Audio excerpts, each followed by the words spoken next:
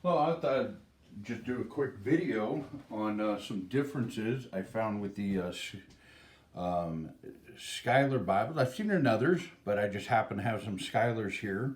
There's Schuyler, Canterbury. They're all King James, but that's not the purpose of the video.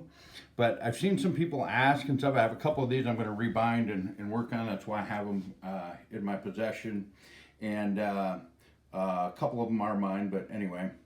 The um, the biggest difference people ask, what is the price difference, the price point, and the is there any quality or anything between the calfskin Schuyler's, and this does apply to a lot of others. I just happen to be doing it on Schuyler, what I have here, but the but as we look at the Schuyler, what is the difference between, say, the calfskin and the goatskin, and it's in the price. Some of them are almost $70 or more difference in price. So why is there such a price difference?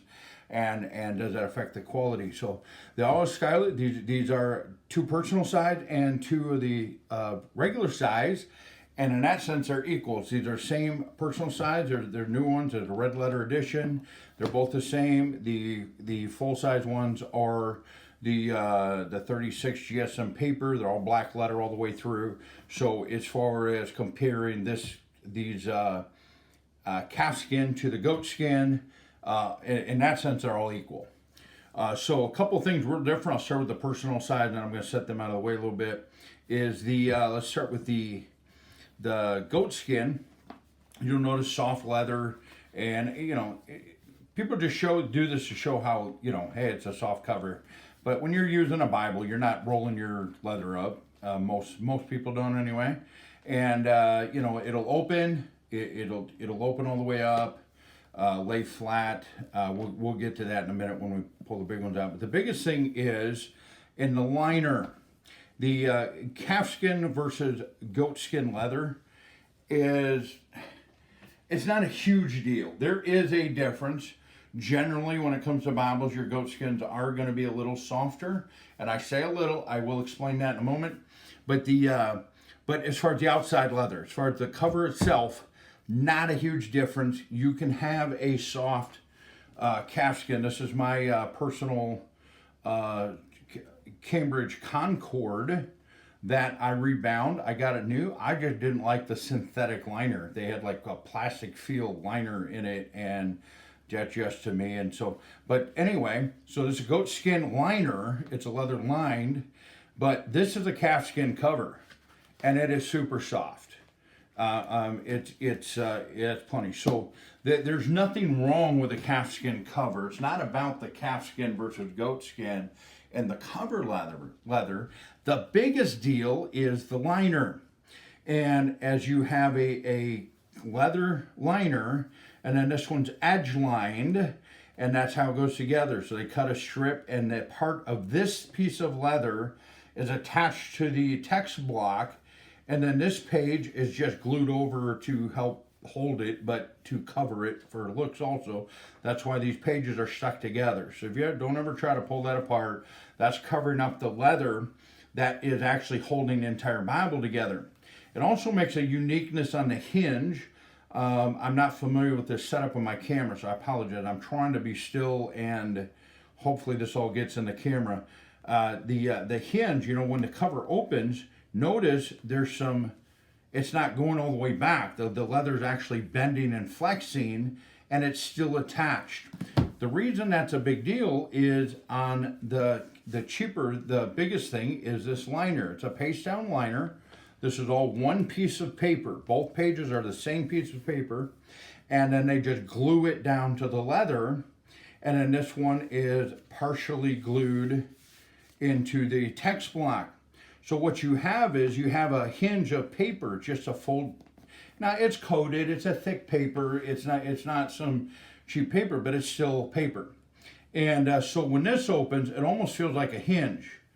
The cover itself is a little stiffer, and it feels like it's working on a hinge. And you'll notice that here, I don't know, I can't. The way my camera's set up, I apologize. I know this is not a professional video, but you can see a little lip where the hinge, and then you see where the spine, you have that little ridge there. It literally works like a hinge. On the goat skin, you'll notice it's a little rounder versus the flat edge, and it's just a little more noticeable on these personal size ones. So this is more flat. This one has a little bit of a round to it, and that's because of how the leather's put in. You don't have that distinct hinge right here. So when you open it, you're not going to see it. It'll crease a little, but it's just not as distinct. Now that's not good, bad, or otherwise. I'm just showing you how it works. So that's it. Also, if you can see it, if the lighting, I'm going to move it around a little bit. Hopefully something will catch on the lighting. Notice he's almost like cracking. This Bible's been used very little. But notice when you hit, and I'm going to recover this one, so I'm not worried about if this splits. I'm going to show you. If I tried to make this flexible like I can do with the goat skin, sure, I could bend it, but what's going to happen over time is you're wearing down that edge because it is paper, and then you're going to notice creases and things starting to come in. A couple other differences I'll show you in a moment. Let's go to these bigger ones. Again, I will do one at a time. Notice I can open it, and that hinge idea I was showing you. It's on the bigger cover, you can notice it. It's just kind of like the whole cover opens. It literally feels like it's on a hinge. Because again, the paper liner, you got just a piece of paper going, and then it's just glued onto the cover. And so, of course, the goat skin doesn't have that distinct. See how it curves up? It doesn't have that distinct bend because this piece of leather goes on here, and then this page is glued on top of it to cover up that strip of leather. That's what an edge line is, and that's why you see that ridge there, and that is part of it. Now notice when I open a Bible how it lays flat. You got a little bit. That's not distinctively different on a well-made Bible, even if it's a paste down. And I am trying to go quick. Now to me it feels like, and I think it's an illusion from the cover. I'm going to slide this back. I don't know if you can see it or not. Right here, you can see that distinctiveness and how the hinge deal works. So if I have the Bible this way and open that, you got that paper because of that. I'm calling it a hinge. It's not, but because of that. So this isn't necessarily good or bad. I'm just giving you some differences. But so you have that distinct. The cover, then the spine of the cover, and then it goes. So they both lay flat. They will open as far as reading, using, preaching out of, whatever. They'll both lay flat. But you see a little bit more of a curve, and the leather kind of stays. You can tell it's one piece there. And so, not a bad. The biggest thing with this, as far as this paste down paper, is now the stiffness, all this. You could chalk all this up as preference. Some people might like this cover better. That's okay. I'm just showing you differences, but one difference that you're going to see over time, this is an old Schofield, and you can see over the years, over time, the paper gets kind of stuck, and then see where the Bible's coming apart. And when you get a Bible to repair, well, the cover's coming off, or shit, it's because of that paper liner, and it starts separating because all that is a piece of paper making that hinge. The back's not as bad on this one, but you can still see it. And so that's the biggest difference in the quality and longevity of how your Bible's going to work. Now I'm going to show you another one. These are both the same. It doesn't matter if they're the big ones or the personal size. And again, the angle of the camera. I don't know if this is real visible or not. But I have the calf skin on top, the goat skins are on the bottom, and the headbands, if you can see them, and I apologize if you can't, I know it's not a professional video or anything, they took more care on the goat skin Bibles. One is the colors match, and they took more time just putting the headband in, and they roll with the curve of the spine of the Bible. Notice on both of the calfskin Bibles, it's a white one. You didn't get the difference of color in that choice, and it's kind of wavy. It's just put on kind of halfway, and they just didn't put a lot of attention in those little details. The other thing, I'm going to spin these around, and I believe you can see it from here, is The ribbons are not as good quality. I mean, they may be sort of same quality level, but they're thinner and smaller on the calfskin versus the goatskin. And so those are a little bit of difference, and they're cheaper. And if you look it up for sale, I've seen up to or maybe a little over $70 or so difference in price on these. But those are some of the reasons.